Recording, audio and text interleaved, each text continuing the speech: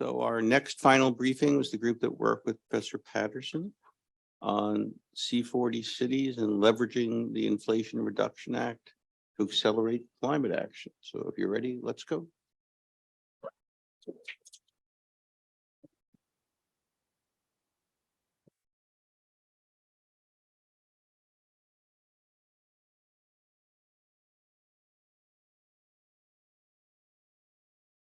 Hey, good morning, everyone. My name is Tiffany Wu, and on behalf of my team and C40 Cities, I will be presenting the final briefing on leveraging the Inflation Reduction Act to accelerate climate action.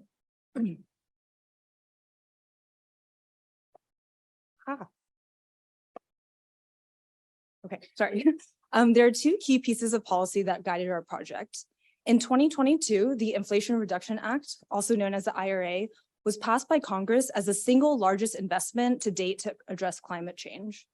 There's $369 billion allocated for climate solutions and environmental justice, and funding runs out in 2030.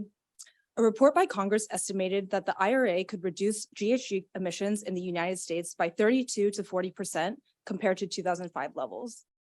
Most of the IRA are in tax credits and tax credits for businesses and individuals, with smaller amounts as grants and direct payments for governments.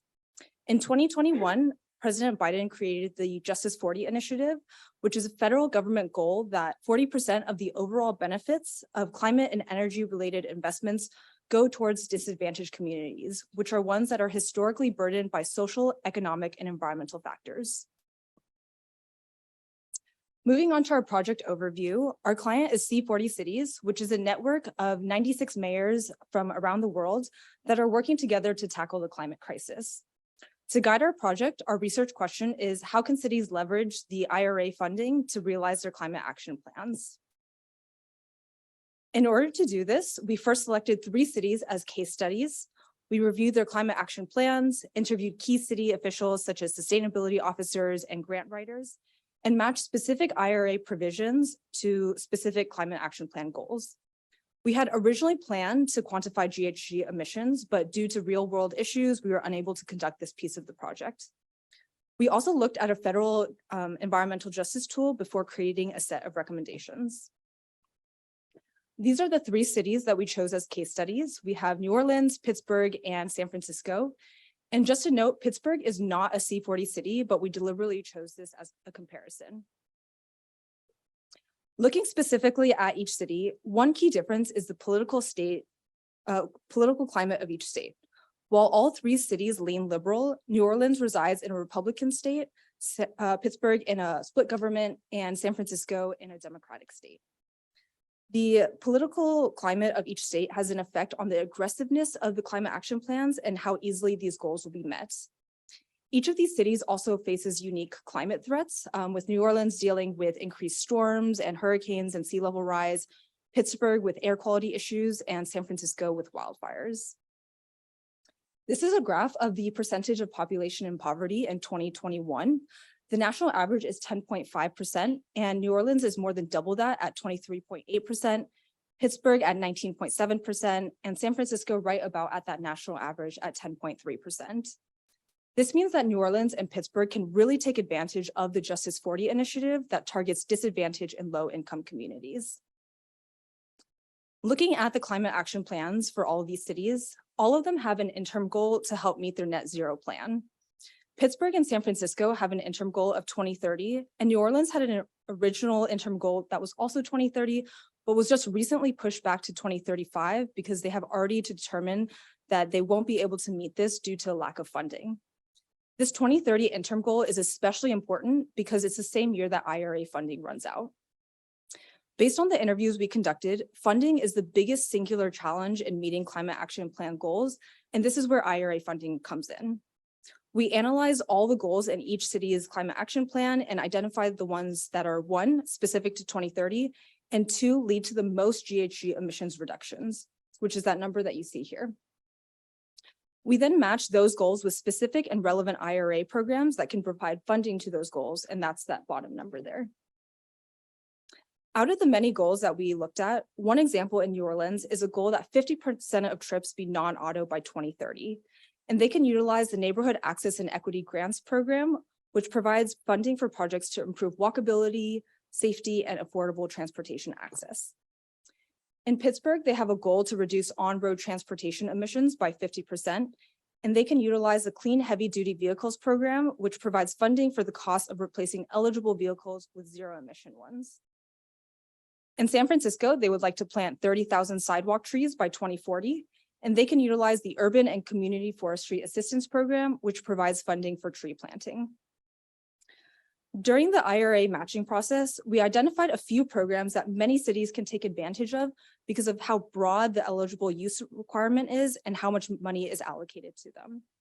The first is the Climate Pollution Reduction Grant, which provides funding for projects that are focused on climate plans to reduce climate pollution. There's $5 billion allocated to this. The second is the Clean Electricity Production Tax Credit, which is a tax credit for facilities that produce clean energy where GHG emissions are 0 or below. They will receive a tax reduction or direct pay of 0.3 cents per kilowatt generated by that facility. The last one is the Greenhouse Gas Reduction Fund, which is funding for clean energy and climate projects, as well as for zero emission technologies in disadvantaged communities, with an allocation of $27 billion.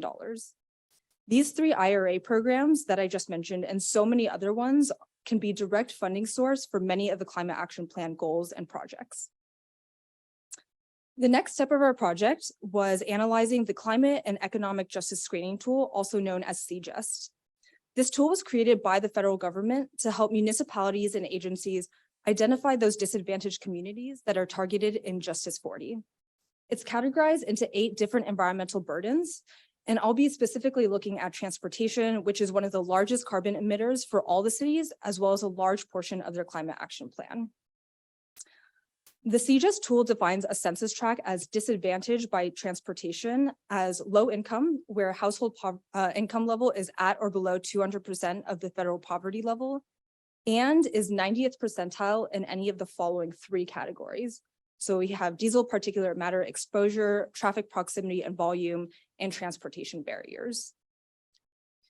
Using the data sets provided, our team created maps for each city based on the transportation burden criteria and low income status, and focusing specifically on New Orleans, which looks like this.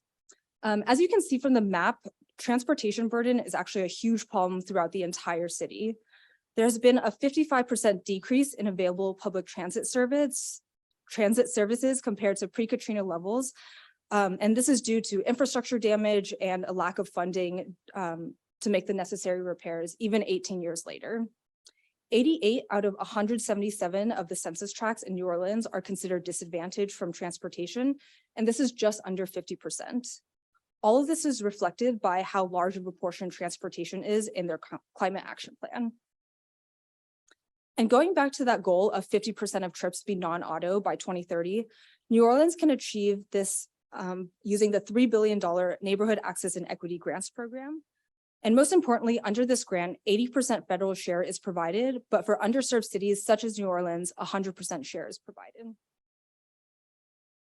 Based on our analysis of the climate action plans, the IRA, CJUST, and interviews, we created a set of recommendations for cities in general, as well as for C40.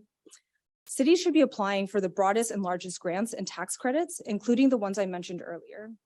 They also need to create financial planning to operationalize IRA funding and understand their budgetary constraints.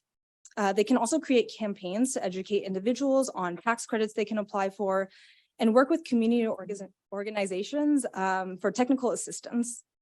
In addition, cities can also set up a structure to track GHG emissions and other environmental data that is required for grant applications. On the other side, C40 can create a knowledge hub that is based solely around the IRA for cities to really understand those grants and tax credits as the federal government continues to roll out all of these programs. C40 can also create a calendar with upcoming IRA deadlines.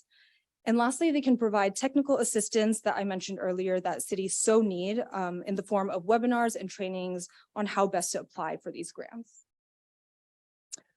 The IRA has the potential to provide unprecedented funding to cities to meet their climate action plans. Every city we spoke to pointed out that funding and staffing are the largest issues within their city, And IRA programs can bridge this funding gap with massive tax credits and grants. With this funding, disadvantaged communities need to be prioritized, and they can be identified using the CJUST tool and other federal and state tools. Cities can utilize IRA programs to meet their climate action plan goals and decrease GHG emissions in their largest sectors, including energy, transportation, and buildings. The IRA is the largest federal investment to date to address climate change in the United States, and cities need to leverage this funding not only to tackle the climate crisis, but also to protect its most vulnerable citizens. Thank you.